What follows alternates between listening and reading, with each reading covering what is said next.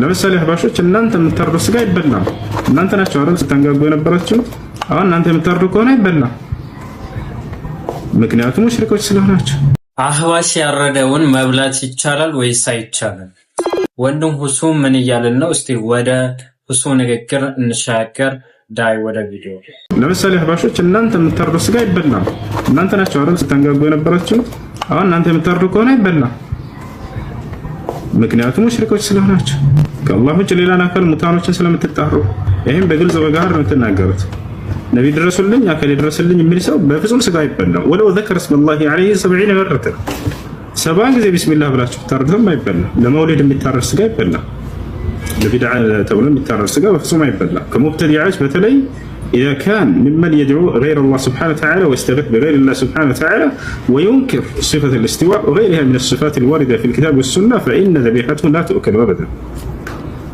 የአላህን ባህሪ የሚያስተባብል ሰው የአላህ ሱብሓነሁ ወተዓላ በእርሱ ላይ ሌላን አካል የሚጣራ እስቲጋሳ በሌላ አካል የሚያደርግ በፍጹም አይበላም ስጋ። ይሰው እንግዲህ አህባሾች ይህን የሁሱን ንግግር ያበሳጫቸው ይመስላል። እንዴት የአህባሾች ምናምን እያለ ነው። እንግዲህ ሁሱ አህባሽ አንድ አህባሽ ከአላህ ውጭ የሚጣራ ከሆነ ሼሆች ድረሱልኝ የሚል ከሆነ እንዲሁም ደግሞ ቀብር እየሄደ በረካ ፍለጋ ብሎ የቀብርን አፈር በጥጦ የሚጠጣ ከሆነ ባጭሩ ከአላህ ውጭ የሚጣራ ከሆነ እነዚህ ሰዎች ያረዱትን ነገር መብላት አይቻልም ማለት። ታዲያ አህባሾች ከአላህ ውጭ መጣራታቸው አምናችሁ ነው እየተቃወማችሁት ያላችሁት?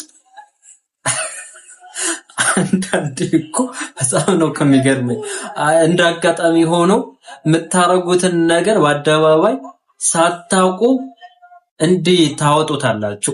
ወዳውስ ከአላህ ውጪ እንደምትጣሩ እኮ እያመናችሁ ነው። ሁሱ እንዲህ ያለ ብላችሁ ያዙኝ ለቀቁኝ ስትሉ ሁሱ የተናገረውን ነገር በአጠቃላይ አክሴፕት አድርጋችሁ ተቀበላችኋል ማለት ነው።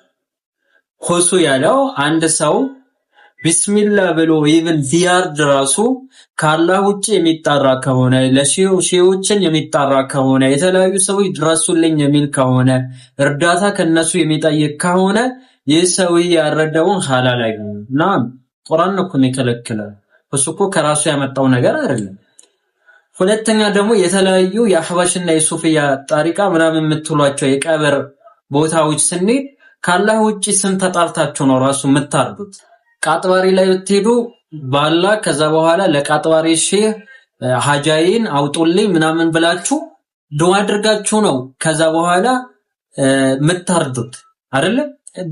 ባይናችን ያየ ነው። ኑር ሁሴን ጋር ስትሄዱ ጊዜ ለኑር ሁሴን ቀብር ያርዳል። መውሊድ ላይ ነብዩ አለይሂ ሰላቱ ወሰለም ያው የሱ ልደት ያከበርኩኝ ነው መውሊድ ያከበርኩ ነው እና ሐጃይን በሙሉ ፈጽሙልኝ ቢስሚላህ ብለህ ታርዳለህ። ሽርክ ቀላቅለ ከዛ በኋላ ቢስሚላህ ብትል ጥቅም የለውም ለማለት ያክል ነው እንጂ አትንጫቸው ለማለት ያክል ነው። ወደ ቀጣይ ቪዲዮ ስንሻገር ራፐር እህቶች እየበዙ ነው። ከየት ነው የመጡት? አረ እነዚህ እህቶች የሚያገባ ጠፋ ወይ የሚል ይሆናል። ይሄ ሰቀለን ነው። ግን እነዚህ እህቶች ምን እየሆኑ ነው? እስቲ እንመልከት።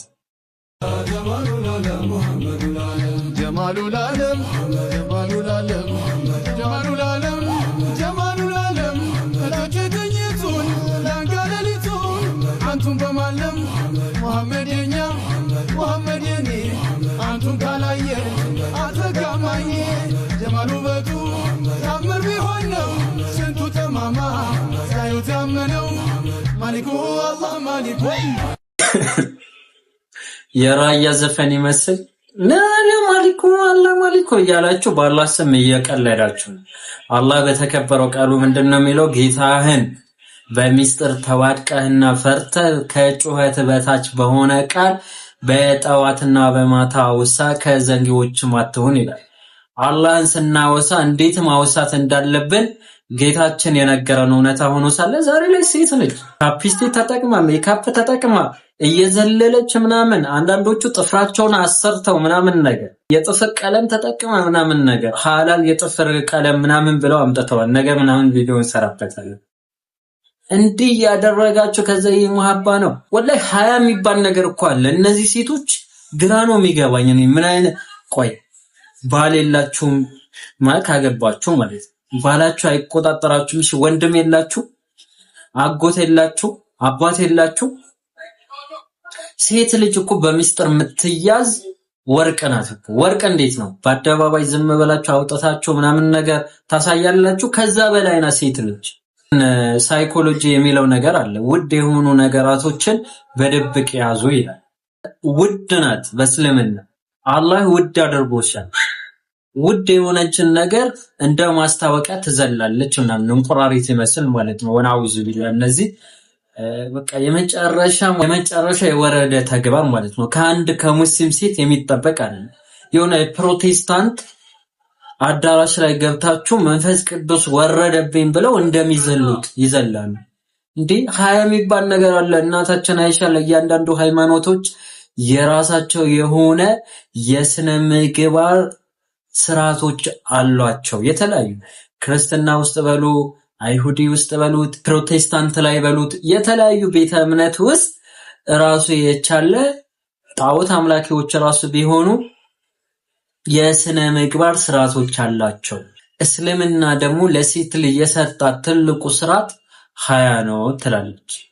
እነዚህ ሴቶች ሀያ ሲባሉ ጊዜ 30 ብለው የሚያሾፉ ናቸው። ለዛ ነው ሀያ የሚለው ቃል ራሱ ሀያት ከሚለው ግስ የተገኘ ነው የሚሉት እና ኢብኑ ቀይም ረሂመሁላህ ሀያ የሚለው ይሄ አይናፋርነት፣ ጥብቁነት። አይናፋርነት ሲባል እኮ ፈዛዛነት ማለት አይደለም። ጥብቅነት፣ ልታይ የማትል ሁሉንም ማታወቅ አይነት ሴት፣ ብልህ የሆነች ሴት ማለት እንደዛ ያላትን ሴት ሀያት አላት ማለትም ህይወት አላት። ከዛ ተቃራኒ ከሆነችስ ሀያ ከሌላት ህይወት የላትም ማለት ነው። ሱብሃንአላህ። ዛሬ ላይ በሚያሳዝን ሁኔታ ይህ ብቻ ሳይሆን በተጨማሪ ይህን ቪዲዮ ተመልከቱ።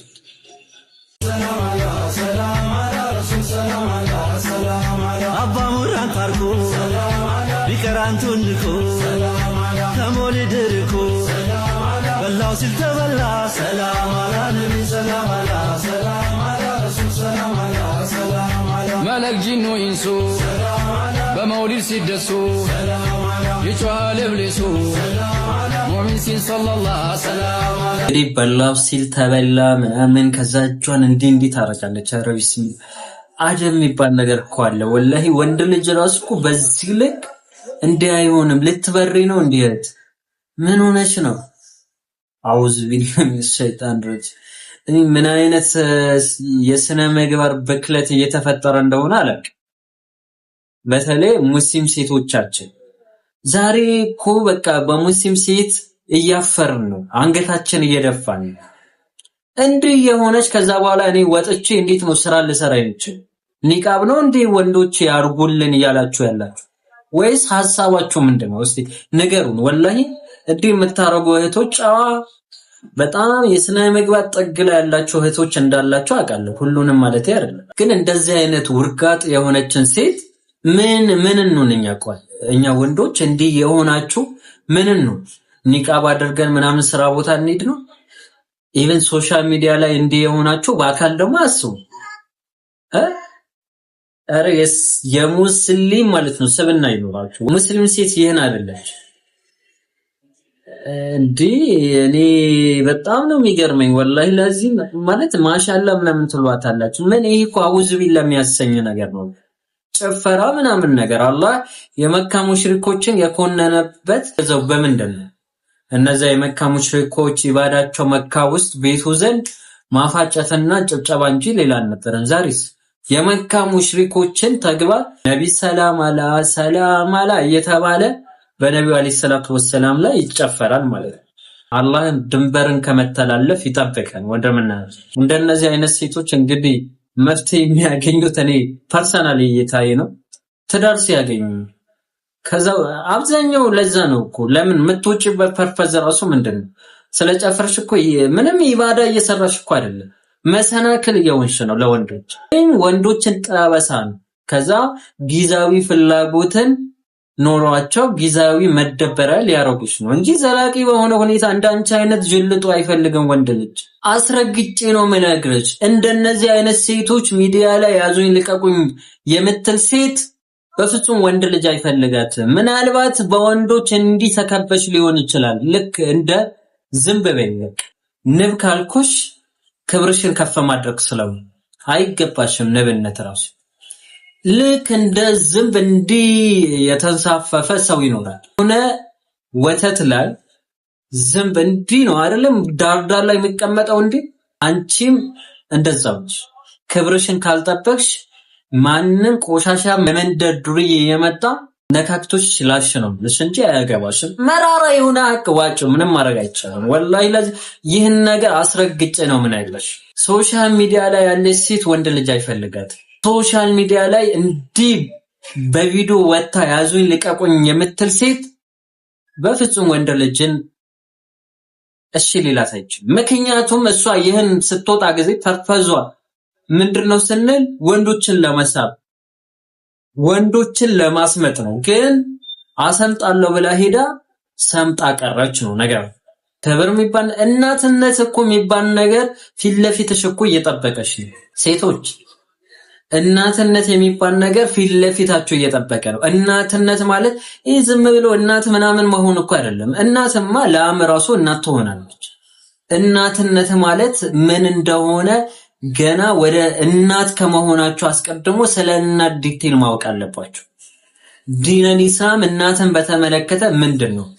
እንዴ እስልምና እኮ ማህበረሰብን የሚስተካከለው ሴት ልጅ ወይም ደግሞ እናቶችን ልጆቻቸውን በተርቢያ ሲያሳድጉ ማህበረሰብ እንደ ማህበረሰብ የተስተካከለ ማህበረሰብ መፍጠር ትችላለች የሚል አስተሳሰብ አስተምሮት ያለው ዲን ነው። ዛሬ ላይ ግን በሚያሳዝን ሁኔታ እንዲህ የጨፈረች ልጆችሽ ካንቺ ምንድነው የሚማሩት? ኢቭን ልጅ ካላችሁ ራሱ ማለት እናቷን አይተ ምንድነው ልጅቷን አግባ ነው አይደለም የሚባለው። እናንተ አሁን ምን አውዙ ቢላይ ወይ አታምሩ ወይ አታፍሩ የሆነ እንትን መስላችሁ ማለት ነው። ኮብልስቶን ፊት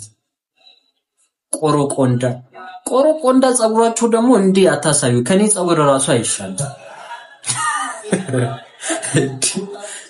ይሄ ቆሮቆንዳ የሆነ ጸጉር ይዛችሁ ጸጉራችሁ እንደ ፋሽን እንዲያታውጡት ቆሮቆንዳ ናችሁ። ይሄ ቆሮቆንዳ የሆነ ጸጉር ያላት ሴት ጺም ለሌለው ወንድ ትሆናለች። ምክንያቱም ሁለቱም አንድ ናቸው። ለሰላም ስቀልድ ነው ቅር እንዳይላችሁ ጺም የሌላችሁ ወንዶች። አላኩል ሐል አላህ Subhanahu Wa Ta'ala ቀልብ ይስጣችሁ። ለዛሬ ይህን ካልኳችሁ በሌላ ቪዲዮ እስከምንገናኝ ሀዛ ወቢላሂ ተውፊቅ ወሰለ ዐላ ነቢና ሙሐመድ ወዐላ አሊሂ ወሰህቢሂ ወሰለም። ወሰላሙ አለይኩም ወራህመቱላሂ ወበረካቱ።